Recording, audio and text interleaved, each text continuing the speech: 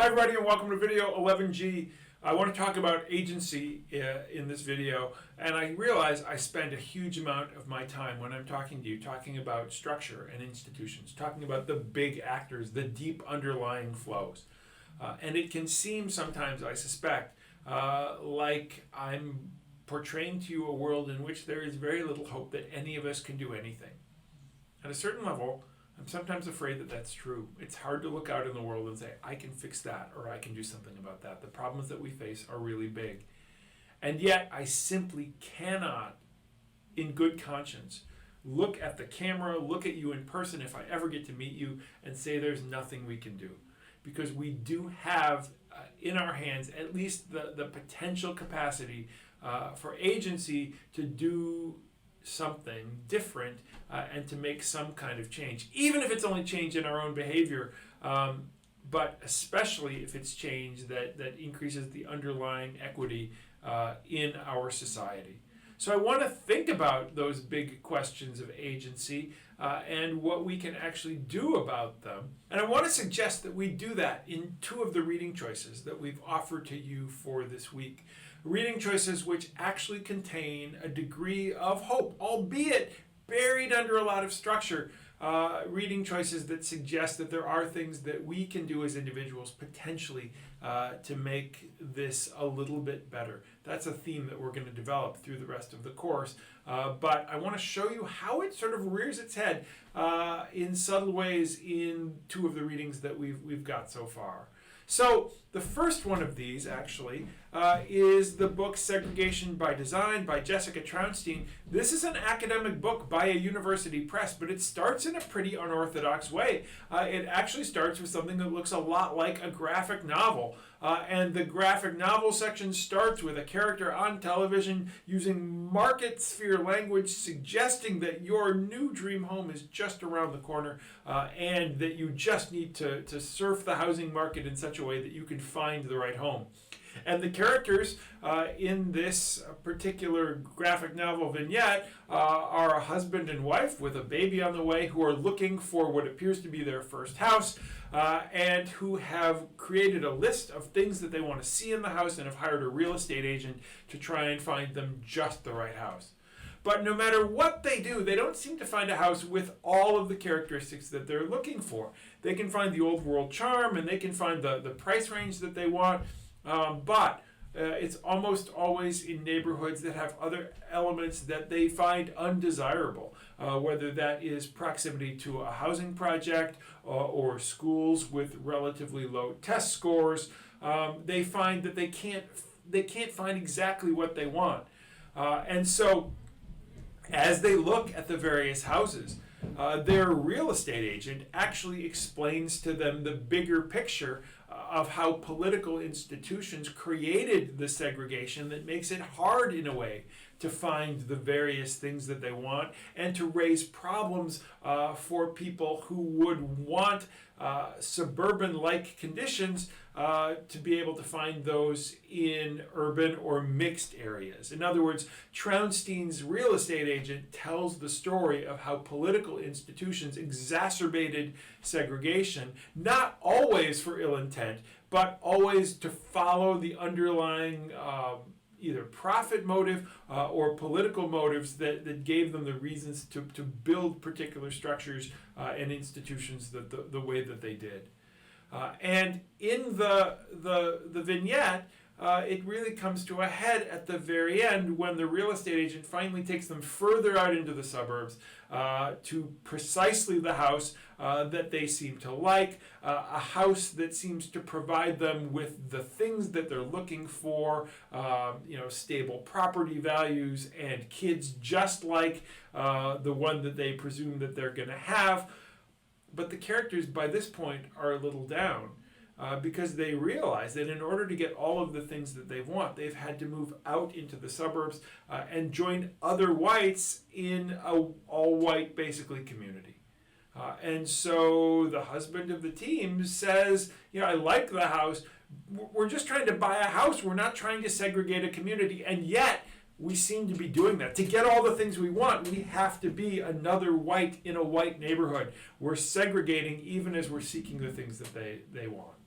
And the real estate agent looks at them and says, yeah, you're doing what you think is best, but at the same time, I want you to think about the bigger picture. Maybe there's some other way that you can get involved. Now, at one level, this is a very depressing ending, because what it says basically is that these reasonably well-meaning, if slightly clueless individual agents facing the economic imperative of getting what they want end up choosing segregation. And that's the story that the real estate agent tells, and the story that most people fall into in this regard. The one area for hope comes at the very end. So the couple in question, they buy the house in the all-white neighborhood. They get all of the things that they want, even if they're slightly sad that they actually haven't made the world a slightly better place by being willing to be part of an integrated neighborhood. But at least, and maybe this is relatively small change, but at least when someone comes through the neighborhood and says, we'd like to get your support in building public housing units in this neighborhood, the response isn't to slam the door, but to say, yes, we'd be glad to, and how do we get involved? How do we volunteer? So this couple has made the compromise. They've been overwhelmed by the structures that keep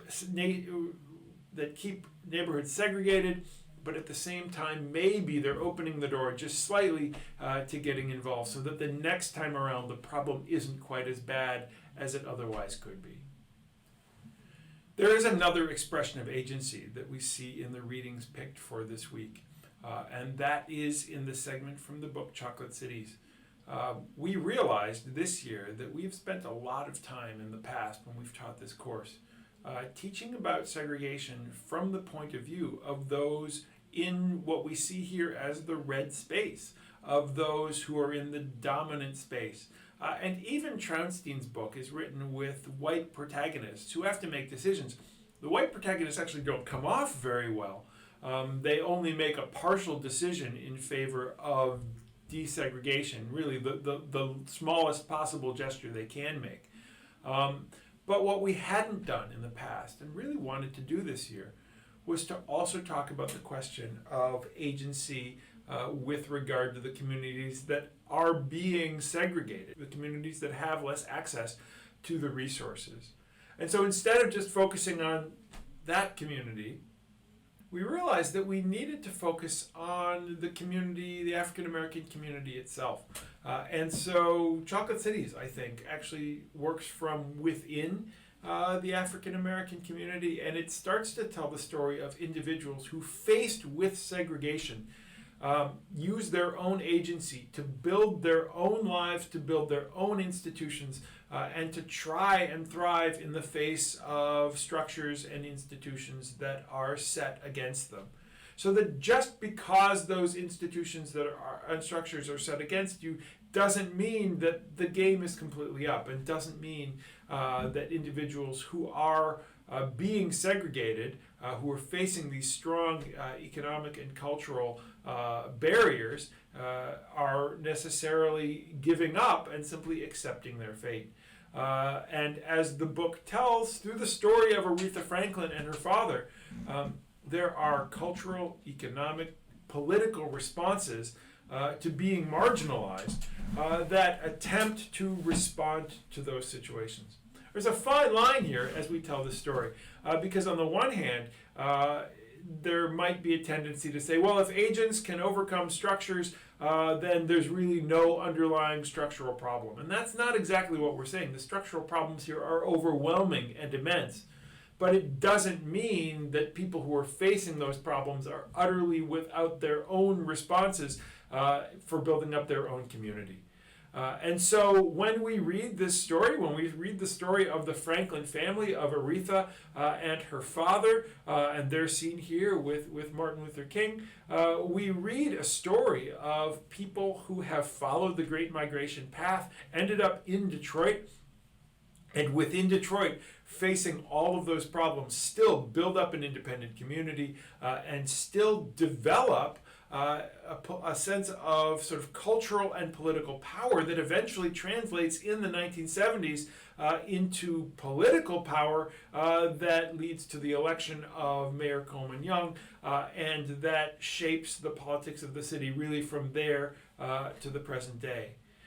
just having the mayorship of the city, just having political and economic power in the city doesn't necessarily improve the lives of all African Americans, but it is a start, and it is a bigger change than had happened before those efforts had come to pass. And the story, the article, talks in, I think, pretty extraordinary ways about the way that Aretha and C.L. Franklin, her father, who was both a singer and a significant local pastor, were able to organize the community and to develop new forms of cultural and musical expression that would recognize the questions of economic inequality, that would recognize the structures and limitations that were arrayed against them, but at the same time would allow a scope of action.